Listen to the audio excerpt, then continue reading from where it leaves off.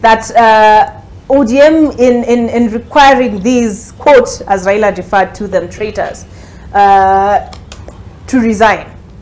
Is it failing to uphold the democratic principles for which it claims to be defender? First of all, I know very little about King George III that Kidi is alluding to. But then what I would say about this is, for us to grow our democracy, we must be able to understand that political parties are institutions that must be strengthened.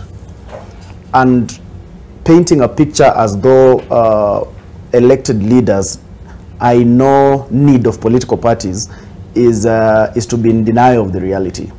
In our democracy today, if anyone feels like they are not obligated or they do not agree with the ideals of a political party, they have the right to run as independent candidates.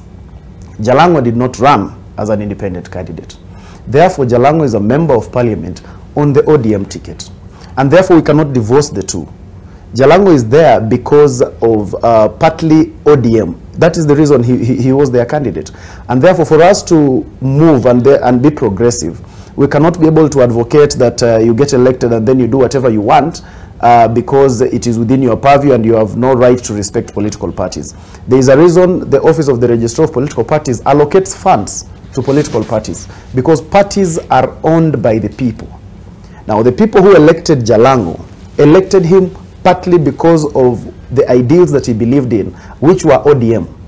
There are people who went to their booth because they were voting a government that ODM was in line of forming. And therefore, coming out and then saying that, that I will not be able to respect the party because I was elected by some independent people who do not agree with the party, that is very wrong.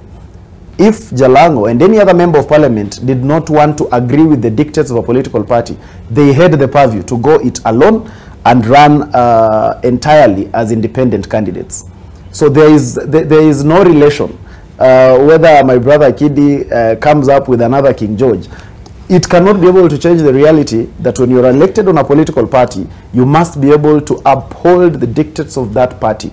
But that also means the party must also not be able to cage you too much that you are not able to then deliver for your people. But then saying that we don't need the party, I think that one I do not agree with. If anyone does not need the party, you go it independent.